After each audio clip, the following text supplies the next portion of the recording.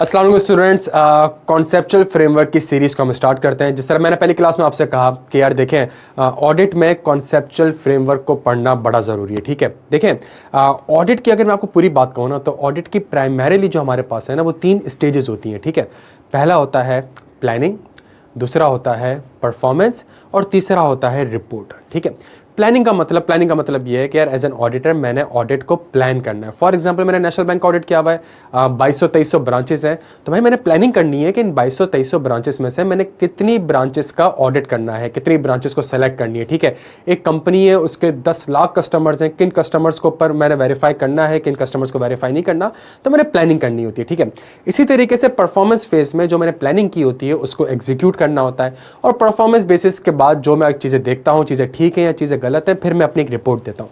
Sir हमने क्या करना है, हमने इन प्लानिंग और परफॉर्मेंस और रिपोर्टिंग के एरियाज़ का ओवरव्यू लेना है। ठीक है, हमने ओवरव्यू लेना है इसलिए बिकॉज कोई भी एक आइजा जब हम पढ़ना स्टार्ट करेंगे तो उसके अंदर प्लानिंग भी होगा, परफॉर्मेंस भी होगा, रिपोर्टिंग भी होगा।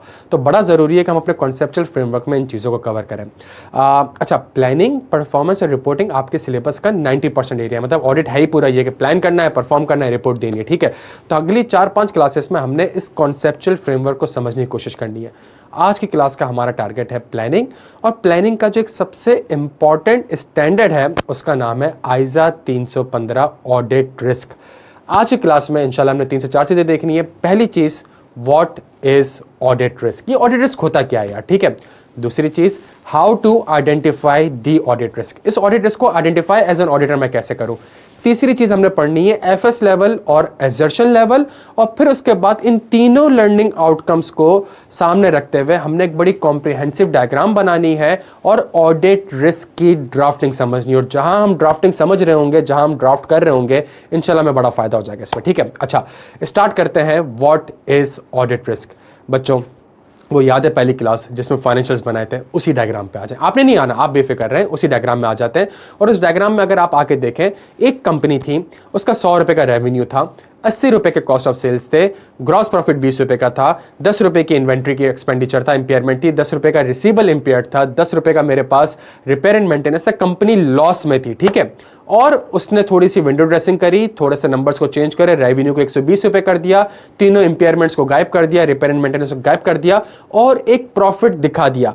जब मैं आपके सामने बात कर रहा था कि एक कंपनी है जो कि अगले साल का रेवेन्यू आज रिकॉर्ड कर रही है, आपके जहन में एक चीज आ रही थी और आप कह रहे थे सर IFRS 15 में जो सर MQ ने हमें पढ़ाया है वो तो ये नहीं पढ़ाया, वो तो कहते थे भाई रेवेन्यू तो तभी रिकॉग्नाइज होता है जब परफॉर्मेंस ऑब्लिगेशन सेटिस्फाई होती है। ठीक है, तो सर जब अगले साल की रेवेन्यू, जब मैंने परफॉर्मेंस ऑब्लिगेशन अगले साल सेटिस्फाई करनी है, मैंने बर्गर अगले साल या अगले महीने डिलीवर करना है, तो उसका रेवेन्यू मैं आज कैसे रिकॉर्ड कर सकता हूं।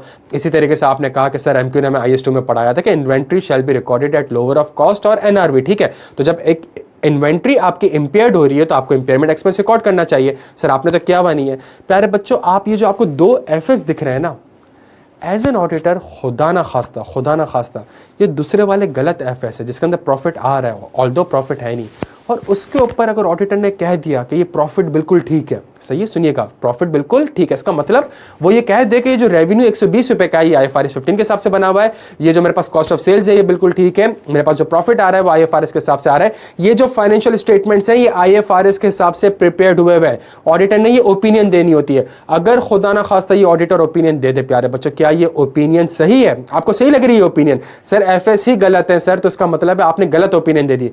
प्यारे बच्चों, that is the audit risk. मैं प्लान करते हुए मेरा रिस्क ये है कि फाइनेंशियल स्टेटमेंट शायद IFRS के हिसाब से ना बने हुए हो। ये जो मैं कॉन्सेप्ट भी आपको दे रहा हूं, ये जो 5 एलिमेंट्स ऑडिट के आ रहे हैं, इसी में से डिराइव्ड हो रहा है, सही है। What is an audit risk?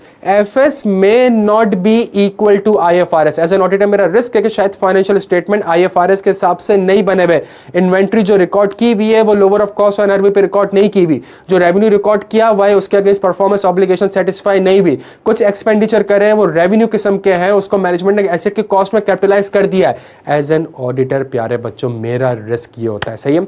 और ये पूरी कनेक्टिंग क्लास है, बड़ा कंसंट्रेशन के साथ आपने देखना है, बिकॉज इस एक लेक्चर को रिकॉर्ड कराने में ठीक ठाक मेहनत लगी है। अच्छा आगे बढ़ते हैं प्यारे। तो व्हाट इज ऑडिट रिस्क, एक ओवरव्यू। और अगेन इस पूरे आइजा को हमने नहीं पढ़ना, हमने सिर्फ और सिर्फ ओवरव्यू लेना है। इसी तरीके से लास्ट क्लास में हमने आइजा 200 का ओवरव्यू लिया था कि ऑडिटर की जिम्मेदारी क्या होती है, ठीक है। हमने पूरा आइजा 200 अभी नहीं पढ़ा, ना पढ़ना है, हमने बाद में पढ़ना है, पहले कॉन्सेप्चुअल फ्रेमवर्क को हमने कंप्लीट करना है। इसी तरीके से आइजा 315 पे आते हैं। सर अब सवाल ये है, ऑडिट रिस्क को आइडेंटिफाई करें कैसे? तो सर इसके ऊपर एक स्टैंडर्ड है जिसका नाम है आइजा 315, इंटरनेशनल स्टैंडर्ड्स ऑन ऑडिटिंग 315, और वो आपसे कहता है कि यार आपने एक काम ये करना है, आपने अंडरस्टैंडिंग ऑब्टेन करनी है, ऑब्टेन एंड अंडरस्टैंडिंग। भाई किस चीज़ की अंडरस्टैंडिंग? सर एनवायरनमेंट की अंडरस्टैंडिंग ऑब्टेन करनी है, एंटिटी की अंडरस्टैंडिंग ऑब्टेन करनी है, और इंटरनल कंट्रोल की अंडरस्टैंडिंग्स आपने ऑब्टेन करनी है। अच्छा सर, ये जो एनवायरनमेंट है, ये एंटिटी है, ये इंटरनल कंट्रोल है, क्या इसकी अंडरस्टैंडिंग ऑब्टेन करके क्या मैं कोई ऑडिट रिस्क आइडेंटिफाई कर सकता हूँ? यस सर, बिल्कुल आइडेंटिफाई कर सकता हूँ। एक काम ये करते हैं प्यारे बच्चों, एनवायरनमेंट की अंडरस्टैंडिंग को थोड़ा समझने की कोशिश करते हैं। अगेन ओवरव्यू लेक्चर है, कॉन्सेप्चुअल लेक्चर है, एनवायरनमेंट की अंडरस्टैंडिंग ऑब्टेन करने की कोशिश करते हैं। आइजा 315 आपसे कहता है कि जब आप किसी कंपनी को ऑडिट कर रहे होते हैं ना, तो उस कंपनी के एनवायरनमेंट में देखें कि एनवायरनमेंट में क्या हो रहा है। वो कैटेगोरिकली आपसे 3 बातें करता है। वो कहता है यार आप देखें एनवायरनमेंट में इंडस्ट्री, रेगुलेशन, और it could be any other external factor. सही है, ये 3 चीजों की आप अंडरस्टैंडिंग ले, और इन 3 चीजों की अंडरस्टैंडिंग लेके आप कोई ऑडिट रिस्क आइडेंटिफाई कर सकते हैं। अभी हम फिलहाल ये समझने की कोशिश करते हैं कि मैंने एज एन ऑडिटर अंडरस्टैंडिंग लेनी क्या होती है। सही है, तो पहली चीज जो हमारे सामने आ रही है वो आ रही है एनवायरनमेंट की। सही है, एनवायरनमेंट में हमारे पास जो पहला फैक्टर है वो है इंडस्ट्री। प्यारे बच्चों, इंडस्ट्री का क्या मतलब? आइजा आपसे कहता है कि जब आप किसी कंपनी को ऑडिट कर रहे होते हैं तो उस कंपनी की इंडस्ट्री को देखें कि उस कंपनी की इंडस्ट्री में क्या चल रहा है। फॉर एग्जांपल मैं आपको आज से 20-25 साल पहले लेके जाता हूं, जहां पे ये नोकिया का 3310 और नोकिया का 6610 बड़ा ही कोई उरूज पे एक मोबाइल हुआ करता था, ठीक है। अच्छा, हम नोकिया का ऑडिट कर रहे थे। सही है, हम नोकिया का ऑडिट कर रहे थे। तो जब मैं नोकिया का ऑडिट कर रहा हूं तो आइजा कह रहा है कि एनवायरनमेंट की अंडरस्टैंडिंग लो, और एनवायरनमेंट की अंडरस्टैंडिंग में इंडस्ट्री की अंडरस्टैंडिंग लो। तो मैंने नोकिया की इस मोबाइल इंडस्ट्री की अंडरस्टैंडिंग ऑब्टेन करी। जब मैंने अंडरस्टैंडिंग ऑब्टेन करी तो भाई मुझे पता चला मार्केट में तो भाई आईफोन आ चुका है, नया कॉम्पिटिटर आ चुका है। सही है, और वो तो एक नई किस्म की नस्ली टेक्नोलॉजी लेके आ चुका है। मार्केट में हमारे पास सैमसंग आ चुका है, वो एक जबरदस्त टेक्नोलॉजी लेके आ रहा है। ये मैंने अंडरस्टैंडिंग ऑब्टेन करी है प्यारे बच्चों, ठीक है। इससे होगा क्या, सुनिएगा मेरी बात, इससे होगा क्या? मेरे पास नोकिया के पास जो इन्वेंट्री में 3310 पड़ा हुआ है, क्या वो बिकेगा? ये सुनिएगा मेरी बात को, क्या वो बिकेगा? सर चांसेस कम लग रहे हैं कि शायद ना बिके। क्यों ना बिके? बिकॉज सर इंडस्ट्री में नई टेक्नोलॉजी आ चुकी है। सही है, इंडस्ट्री में नए कॉम्पिटिटर आ चुके हैं, वो नई टेक्नोलॉजी लेके आ गए। तो सर एक सवाल या निशान कि क्या ये इन्वेंट्री बिकेगी प्यारे बच्चों? सही है। अच्छा, इसी तरीके से सर ये जो 3310 और 6610 जो बनाती है, तो ये हाथों से तो नहीं बनता, इसके लिए कोई बहुत बड़ा प्लांट लगाया गया होगा और उस प्लांट में मोबाइल की मैन्युफैक्चरिंग होती होगी। तो सर अगला सवाल या निशान कि क्या ये प्लांट इतने 3310 बना पाएगा कि इसकी कॉस्ट रिकवर्ड हो सके? ठीक है, एज एन ऑडिटर मैंने इन सारे फैक्टर्स की अंडरस्टैंडिंग लेनी होती है, और इस अंडरस्टैंडिंग से ऑडिट रिस्क आइडेंटिफाई कैसे होता है, थोड़ा मेरे साथ आप इस चीज को क्या कहते हैं साथ चलते रहें, थोड़ा सा कनेक्ट करके मैं इंशाल्लाह आपको पढ़ाऊंगा। अगली चीज हमारे पास अंडरस्टैंडिंग है रेगुलेशन की, ठीक है। अब वो कहता है रेगुलेशन की अंडरस्टैंडिंग लो। प्यारे बच्चों, मैं और आप दोनों कोविड-19 के मरहले से गुजर चुके हैं। सही है। अच्छा, मैं ऑडिट किसका कर रहा हूं? मैं ऑडिट कर रहा हूं PIA का, मैं ऑडिट कर रहा हूं कतर एयरवेज का, मैं ऑडिट कर रहा हूं एमिरेट्स का। सही है, 3 टॉप की एयरलाइन। सही है, PIA भी टॉप की एयरलाइन, ठीक है। अच्छा, मैं इनका ऑडिट कर रहा हूं। जब मैं इनका ऑडिट कर रहा हूं तो मैं कहता हूं कि यार रेगुलेशन, भाई कोविड आ गया है और पूरी दुनिया के मुल्कों ने, उनकी असेंबलीज ने ये कानून पास कर दिया है कि ट्रैवलिंग पे बैन है। पाकिस्तान से ना कोई बाहर जाएगा, ना बाहर का बंदा पाकिस्तान आएगा। सही है, इसी तरीके से कोई भी दुबई ना जाएगा, ना दुबई से कोई बंदा आएगा। ट्रैवलिंग पे बैन लगा हुआ है ताकि इस कोविड-19 की डिजीज को कर्टेल कर सकें। ये एक रेगुलेशन आई थी मेरे प्यारे बच्चों, ये एक रेगुलेशन आई थी। सही है। अच्छा, क्या होगा प्यारे बच्चों से? ये जब मैंने अंडरस्टैंडिंग ऑब्टेन करी, मैंने कहा यार ये एयरपोर्ट देख रहे हो बच्चों, कितना ज़बरदस्त एयरपोर्ट है। इस एयरपोर्ट पे ये प्लेन वगैरह देख रहे हो, कितने ज़बरदस्त प्लेन खड़े हैं कतर के, कतर एयरवेज के, एमिरेट्स के, PIA के, और साथ में कितनी ज़बरदस्त एयर होस्टेस वगैरह बैठी हुई है प्यारे बच्चों। लेकिन आपको नहीं लगता कि ये जहाज़ उड़ ही नहीं रहा? क्यों नहीं उड़ रहा भाई? सर उड़ इसलिए नहीं रहा बिकॉज बैन लगा हुआ है, ये तो एक मुल्क से दूसरे मुल्क जा ही नहीं सकता। प्यारे बच्चों थोड़ा सोचें, एक जहाज़ है जो कि अरबों रुपए का खरीदा गया था और ये सोच के ख़रीदा गया था कि जी ये ट्रैवल करेगा, टिकट्स वगैरह आएंगी, पैसेंजर्स आएंगे तो इसकी कॉस्ट रिकवर्ड हो जाएगी। ठीक है प्यारे बच्चों, क्या इसकी कॉस्ट रिकवर्ड हो सकती है? क्या इसकी कॉस्ट रिकवर्ड हो सकती है? बच्चों इसकी कॉस्ट रिकवर्ड होना थोड़ी सी मुश्किल लग रही है। क्यों मुश्किल लग रही है? बिकॉज सर कोविड है, ये चल ही नहीं रहा। जब चल ही नहीं रहा तो इकोनॉमिक बेनिफिट जनरेट ही नहीं कर रहा। इससे क्या ऑडिट रिस्क हो सकता है? थोड़ा सोचेगा, मैं आगे जाके आपको कनेक्ट करूंगा। फिलहाल मैं आपको ये समझाने की कोशिश कर रहा हूं कि एज एन ऑडिटर मैं अंडरस्टैंडिंग लेता क्यों हूं और इससे ऑडिट रिस्क कैसे आइडेंटिफाई होता है। थोड़ी सी पुरानी बात करता हूं प्यारे बच्चों। पाकिस्तान में एक बहुत ही संगीन तरीन किस्म का फ्लड आया। ठीक है, बहुत फ्लड आया। मैं टेक्सटाइल सेक्टर का ऑडिट कर रहा था। तो एक बहुत जब फ्लड आया तो पाकिस्तान में जितना भी एग्रीकल्चर था और ये कॉटन्स वगैरह थे, सारे के सारे 60 to 70% डिस्ट्रॉयड हो गए थे। टेक्सटाइल सेक्टर को कॉटन चाहिए होता है ताकि वो उस कॉटन से कोई फैब्रिक्स वगैरह बना सके, कोई टेक्सटाइल के प्रोडक्ट्स वगैरह बना सके। प्यारे बच्चों, बड़े बड़े अरबों रुपए के प्लांट एंड मशीनरी लगे हुए थे, लेकिन पाकिस्तान में कॉटन ख़त्म हो चुका था, सारा का सारा डिस्ट्रॉयड, 60 से 70% डिस्ट्रॉयड हो चुका था। प्यारे बच्चे, जो प्लांट आपको इतना ज़बरदस्त दिख रहा है, क्या ये प्लांट के पास इसमें क्या रॉ मटेरियल अवेलेबल है? क्या पाकिस्तान में कॉटन अवेलेबल है? सर पाकिस्तान में लेट से कॉटन अवेलेबल नहीं है। सर जब कॉटन अवेलेबल ही नहीं है तो क्या ये प्लांट शर्ट्स, पैंट्स वगैरह, फैब्रिक्स वगैरह बना सकेगा? सर ये प्लांट है, ये शर्ट, पैंट्स, फैब्रिक्स वगैरह नहीं बना सके। सर जब ये बना नहीं सकेगा तो क्या कोई इकोनॉमिक बेनिफिट आएगा? क्या कोई रेवेन्यू आएगा? सर ये रेवेन्यू नहीं आएगा। तो सर ये जो 1 अरब रुपये का प्लांट एफएस में कैरी हो रहा है, 1 बिलियन का प्लांट एफएस में कैरी हो रहा है, क्या इसकी कॉस्ट रिकवर्ड हो सकती है? आपसे थोड़ा सोचेगा और रिस्क भी खुद ही क्लिक करिएगा। मैं आगे जाके इसको कनेक्ट करता हूँ। फिलहाल मैं आपको ये समझाने की कोशिश कर रहा हूं कि एज एन ऑडिटर मैं किस तरीके से अंडरस्टैंडिंग ऑब्टेन करता हूं। और अंडरस्टैंडिंग का मतलब क्या है? किस तरीके से एक एनवायरनमेंट की अंडरस्टैंडिंग ऑब्टेन करके मुझे बहुत सी चीजों का पता चलता है और इन चीजों से मुझे ये लगता है कि हाँ, फाइनेंशियल स्टेटमेंट में यहां भी मसला हो सकता है, फाइनेंशियल स्टेटमेंट में यहां भी मसला हो सकता है, फाइनेंशियल स्टेटमेंट में ये मसले भी हो सकते हैं। अच्छा जी, अगली चीज मेरे प्यारे बच्चों, एक बड़ा ज़बरदस्त कॉन्सेप्ट जिसको हमने ऑडिट से लिंक करना है, और वो है एफएस लेवल और एजर्शन लेवल। सही है, इन दो फैक्टर्स को हमने समझना है। पहले हम एक चीज़ समझने की कोशिश करते हैं, ये एफएस लेवल होता क्या है। देखें, मेरी बात सुने बच्चों, एक फाइनेंशियल स्टेटमेंट प्लॉट करते हैं। ठीक है, इसके अंदर पीपी भी आ रहा है, इसके अंदर इन्वेंट्री भी आ रहा है, इसके अंदर रिसीबल भी आ रहा है, इसके अंदर पेबल भी आ रहा है, इसके अंदर रेवेन्यू भी आ रहा है, एक्सपेंसेस भी आ रहे हैं। एक पीएनएल प्लॉट करते हैं, एक पूरा balance sheet FS financial statement plot करते हैं। ये आपके सामने एफएस है बच्चों। इस एफएस को गौर से देखें, सही है। और एफएस लेवल का मतलब क्या? एफएस लेवल का मतलब more pervasive to the financial statement as a whole. सही है, more pervasive to the financial statement as a whole. For example, मैं कंपनी की अंडरस्टैंडिंग ऑब्टेन कर रहा हूं और मुझे लगता है कि यार मैनेजमेंट की इंटेग्रिटी पे डाउट है, मैनेजमेंट शायद फ्रॉडिया है, मैनेजमेंट की इंटेग्रिटी पे डाउट है। तो प्यारे बच्चों, मुझे बताओ, इस इंफॉर्मेशन से जो अंडरस्टैंडिंग आपने ऑब्टेन करी, ये जो इंफॉर्मेशन ऑब्टेन करी, इससे मसला कहां पर है? इससे पीपी में मसला है, या इससे इन्वेंट्री में मसला है, या इससे रेवेन्यू में मसला है, या इससे एक्सपेंस में मसला है? सर कैसी बात कर रहे हैं? सर जब मैनेजमेंट फ्रॉड ही आया है तो इसने पीपी में भी फ्रॉड किया होगा, इसने इन्वेंट्री में भी किया होगा, इसने रिसीबल में भी किया होगा, इसने पेबल में भी किया होगा, इसने कैश एंड बैंक में भी किया होगा, इसने बैंक एंड लोन में भी किया होगा। सर ये जो रिस्क है, ये फाइनेंशियल स्टेटमेंट लेवल का रिस्क है। इस अंडरस्टैंडिंग को, इस मैनेजमेंट के फ्रॉड को किसी एक एलिमेंट से आप लिंक नहीं कर सकते। ये रिस्क पूरे फाइनेंशियल स्टेटमेंट में मौजूद है, more pervasive to the financial statement as a whole है प्यारे बच्चों। सही है, ये हमारे पास एक चीज है। सर एजर्शन लेवल क्या है? सर एजर्शन लेवल होता है specific objective of the financial statement.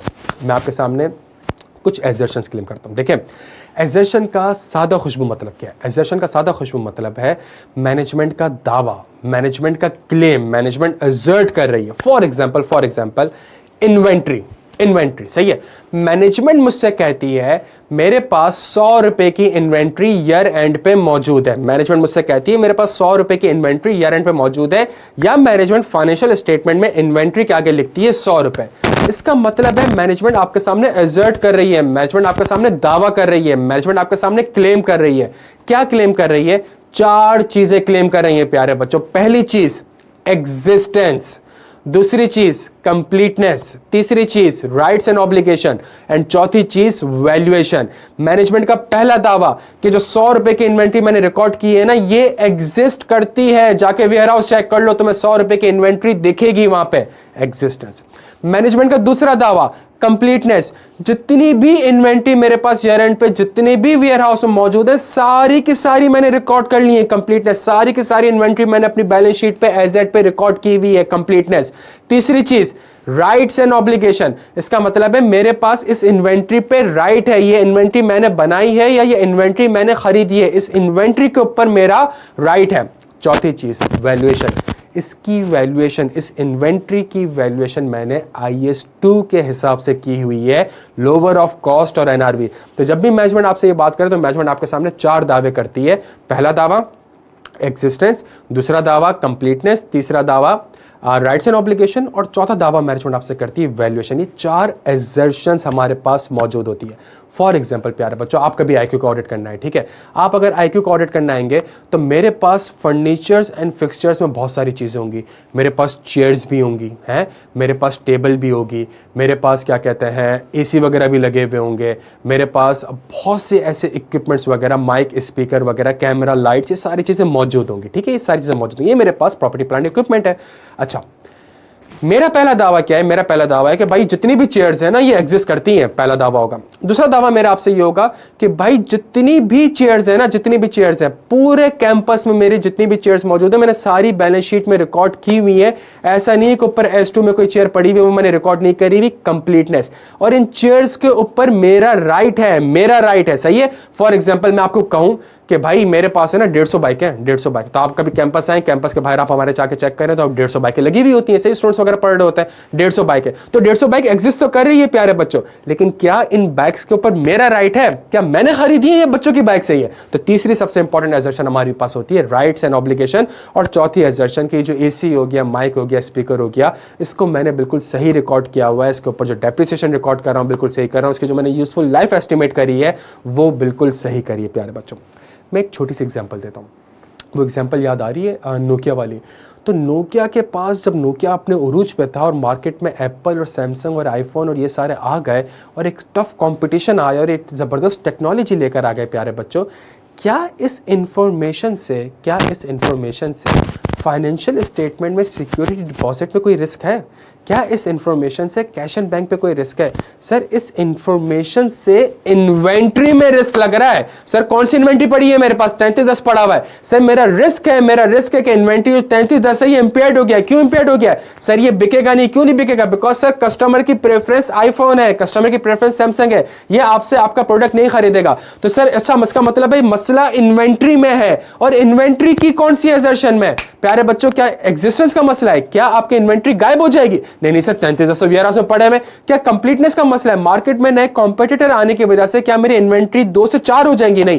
क्या मेरा राइट खत्म हो जाएगा मेरी इन्वेंट्री में? नहीं। सर किस चीज का मसला है? सर वैल्यूएशन का मसला है। Sir specific objective of the financial statement assertion level, जिसका मतलब कि जब आप कहते हो कि यार मेरा बैलेंस शीट में इस एरिया के इस एजर्शन पे मसला है, ये मेरे पास कहलाता है एजर्शन लेवल का रिस्क प्यारे बच्चों। सही है। एक सबसे इंपॉर्टेंट चीज तो हमने थोड़ा सा ओवरव्यू ले लिया एफएस लेवल का और एसर्शन लेवल का। प्यारे बच्चों एक काम करते हैं, जितना भी पढ़ा उन सबको एक जगह पे प्लॉट करने की कोशिश करते हैं। एक सादा पेज पे आते हैं और प्लॉट करने की कोशिश करते हैं। सबसे पहली चीज़ हमने सीखा, हमने ऑब्टेन करनी है अंडरस्टैंडिंग। हमने ऑब्टेन करनी है अंडरस्टैंडिंग किस चीज़ की? एनवायरनमेंट की, एंटिटी की, इंटरनल कंट्रोल की। एंटिटी इंटरनल कंट्रोल को आज हमने डिस्कस नहीं किया, एनवायरनमेंट को थोड़ा समझने की कोशिश करिए। सही है। एनवायरनमेंट में 3 मजीद चीज़ों की अंडरस्टैंडिंग ऑब्टेन करनी है, इंडस्ट्री, रेगुलेटरी और अदर एक्सटर्नल फैक्टर्स की। सर इंडस्ट्री में मैंने आपके सामने एक एग्जांपल डिस्कस करी कि हम नोकिया का ऑडिट कर रहे हैं, मार्केट में आईफोन और सैमसंग आ चुके हैं, न्यू कंपटीशन है, न्यू टेक्नोलॉजी लेकर आ गए। रेगुलेशन में सर मैंने आपके सामने एग्जांपल डिस्कस करी कि हम PIA, कतर एयरवेज और एमिरेट्स का ऑडिट कर रहे हैं और कोविड-19 है और रेगुलेशन आ गई है कि ट्रैवलिंग पे बैन लग चुका है। तीसरी मैंने आपके सामने एग्जांपल जो अदर एक्सटर्नल फैक्टर की डिस्कस करी, वो हमारे पाकिस्तान में फ्लड आया, फ्लड की वजह से हमारा जो कॉटन था वो डिस्ट्रॉय हो गया। हम टेक्सटाइल सेक्टर का ऑडिट कर रहे थे।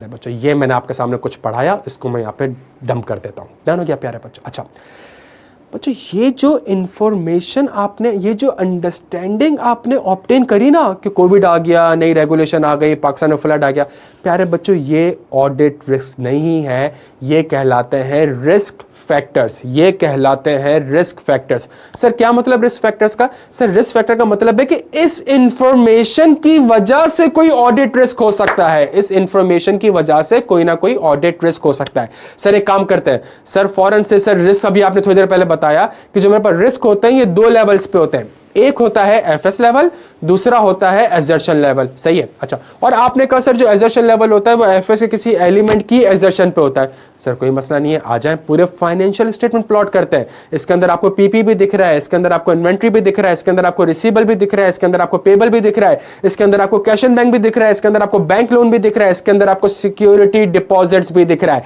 ये आपके सामने फाइनेंशियल स्टेटमेंट पेश कर दिए गए बच्चों। और अगली चीज सर, इसकी एजर्शंस क्या है प्यारे बच्चों? पहली एजर्शन एग्जिस्टेंस, दूसरी एजर्शन कंप्लीटनेस, तीसरी एजर्शन राइट्स एंड ऑब्लिगेशन, चौथी एजर्शन वैल्यूएशन। आए प्यारे बच्चों एजर्शंस को भी जॉट डाउन कर देते हैं प्यारे बच्चों, ठीक है। अच्छा जी, नोकिया का एग्जांपल याद है? नोकिया में मार्केट में नया कॉम्पिटिटर आ गया, नई टेक्नोलॉजी आ गई।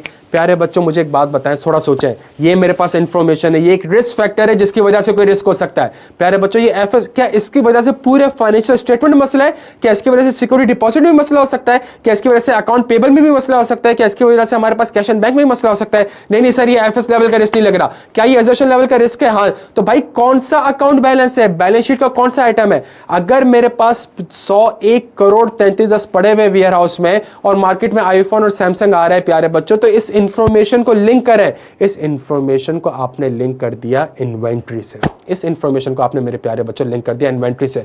सर लेकिन ये तो एजर्शन लेवल का रिस्क है, तो इन्वेंट्री की कौन सी एजर्शन? मार्केट में आईफोन आने से और सैमसंग आने से क्या मेरे वेयर हाउस में जो इन्वेंट्री पड़ी है क्या वो गायब हो जाएगी? एग्जिस्टेंस का मसला है? नहीं नहीं सर, एग्जिस्टेंस का मसला नहीं है। सर क्या वो 33 से 102 हो जाएंगे? कंप्लीटनेस का मसला है? नहीं नहीं सर, कंप्लीटनेस का भी मसला नहीं है। सर क्या इस इन्वेंट्री मैंने बनाई है, अपने बाप के पैसों से बनाई है, क्या राइट्स का मसला है? नहीं नहीं सर, राइट भी आपका इस 33 के ऊपर। सर किस चीज का मसला है? सर वैल्यूएशन का मसला है। क्यों सर? आपने इन्वेंट्री को 100 रुपए पे रिकॉर्ड किया हुआ होगा, आपने इन्वेंट्री को 100 रुपए पे रिकॉर्ड किया हुआ होगा, लेकिन सर ये इन्वेंट्री नहीं बिकेगी, मुश्किल से बिकेगी, प्राइस कम करनी पड़ेगी। इसका मतलब है आपकी जो इन्वेंट्री की वैल्यूएशन है उसके ऊपर कौन सा आईएफआरएस प्यारे बच्चों? द आईएफआरएस इज IS2, और IS2 कहता है inventory shall be recorded at lower of cost और NRV and the risk is, what is audit risk? FS may not be equal to IFRS and the risk is management ने inventory की impairment record नहीं की होगी। पहली class से link करना कि 10 की इंपेयरमेंट बनती थी, मैनेजमेंट ने रिकॉर्ड नहीं करी, that is your audit risk कि मैनेजमेंट ने इन्वेंट्री के ऊपर इंपेयरमेंट रिकॉर्ड नहीं करी होगी प्यारे बच्चों। मेरी दूसरी एग्जांपल सामने रखें, कितने जबरदस्त ये जहाज खड़े में, सही है, और कोविड आ गया और कोविड के बाद ये हुआ कि जी ट्रैवलिंग पे बैन लगा हुआ है प्यारे बच्चों। इसका मतलब है ये क्या एफएस लेवल का रिस्क है? नहीं नहीं सर, ये एफएस लेवल का रिस्क नहीं लग रहा। क्यों नहीं लग रहा? सर सिर्फ जहाज और इसमें इन्वेंट्री वगैरह में मसला होगा ना, इसके अलावा कैश एंड बैंक रेवेन्यू इनमें तो मसला नहीं होगा, सही है, पूरे एफएस में मसला नहीं है। इस इंफॉर्मेशन से किसी स्पेसिफिक ऑब्जेक्टिव मसला है। प्यारे बच्चों जल्दी से बता दो, फाइनेंशियल स्टेटमेंट में ये जहाज कहाँ पे आ रहे होंगे? Sir property plant and equipment में आ रहे होंगे। प्यारे बच्चों प्रॉपर्टी प्लांट इक्विपमेंट में आ रहे हैं, तो क्या कोविड की वजह से जहाज गायब हो जाएगा? एग्जिस्टेंस का मसला है आपका? नहीं नहीं सर। क्या एक जहाज दो हो जाएंगे? कंप्लीटनेस का मसला है? नहीं नहीं सर। क्या ये जो PIA का जहाज है क्या इसके ऊपर राइट PIA का नहीं रहेगा? नहीं नहीं सर, PIA का ही राइट रहेगा। प्यारे बच्चों किस चीज का मसला है? प्यारे बच्चों वैल्यूएशन का मसला है, वैल्यूएशन का मसला है। सर तो पीपी की वैल्यूएशन तो डेप्रिसिएशन रेट भी होती है, पीपी की वैल्यूएशन तो डेप्रिसिएशन मेथड भी होती है, पीपी की वैल्यूएशन तो इंपेयरमेंट भी होती है। प्यारे बच्चों किस चीज का मसला लग रहा है? प्यारे बच्चों इंपेयरमेंट का मसला लग रहा है कि एक एसेट आपके पास पड़ा हुआ है, एक प्लांट एंड मशीनरी पड़ा हुआ है और सफिशिएंट इकोनॉमिक बेनिफिट जनरेट नहीं करा हुआ। याद है सर एमक्यू जो आपको पढ़ाते थे वैल्यू इन यूज, तो वैल्यू इन यूज, क्या ये प्लांट यूज हो रहा है? प्यारे जब ये प्लांट यूज ही नहीं हो रहा, जब ये प्लेन यूज ही नहीं हो रहा, तो क्या पैसेंजर आ रहे होंगे? जब पैसेंजर आ ही नहीं रहे होंगे तो क्या टिकटें बिक रही होंगी? जब टिकटें बिक ही नहीं रही होंगी तो क्या कोई रेवेन्यू आ रहा होगा? जब रेवेन्यू ही नहीं आ रहा होगा तो इसकी वैल्यू इन यूज क्या हो रही है? वैल्यू इन यूज कम हो रही है, जीरो की तरफ जा रही है।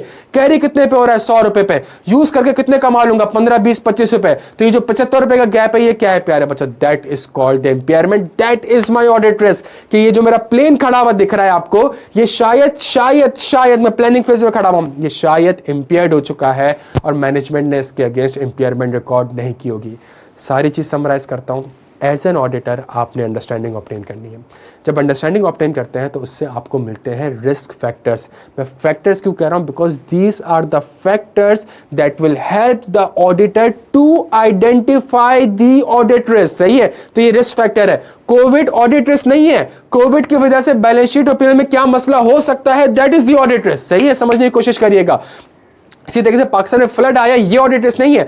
फ्लड आने की वजह से कौन से बैलेंस शीट और पीएनएल के आइटम में मसला हो सकता है, ये ऑडिट रिस्क है। सैमसंग और आईफोन के इजाद होने से कोई ऑडिट रिस्क नहीं है, ये मेरा रिस्क फैक्टर है। सैमसंग और आईफोन के आने की वजह से नोकिया के जो 3310 पड़े में बैलेंस शीट पे, इसकी इंपेयरमेंट का रिस्क है मेरे प्यारे बच्चों। That is called the audit risk. आपने अंडरस्टैंडिंग ऑब्टेन करी, अंडरस्टैंडिंग को आपने कहा क्या ये एफएस लेवल है, ये एजर्शन लेवल है। मैं ओवरव्यू दे रहा हूं, सही है। अगर एजर्शन लेवल है तो बैलेंस शीट के कौन से आइटम की एजर्शन है, क्या इन्वेंट्री में मसला है या पीपी में मसला है। और अगर इन्वेंट्री में मसला है या पीपी में मसला है तो इन्वेंट्री और पीपी की कौन सी एजर्शन है, एग्जिस्टेंस है, कंप्लीटनेस है, राइट्स एंड ऑब्लिगेशन है या वैल्यूएशन है। और अगर वैल्यूएशन है लेट से, तो इसके ऊपर आईएफआरएस कहता है क्या है, बिकॉज ऑडिट रिस्क अभी तो बताया FS may not be equal to IFRS. तो आईएफआरएस आपसे ये कहता है, मैनेजमेंट ने शायद ऐसा नहीं किया होगा। पहली क्लासेस को लिंक करिएगा, बड़ा फायदा होगा। और अपना बेहद ख्याल रखिएगा प्यारे बच्चों। Thank you so much.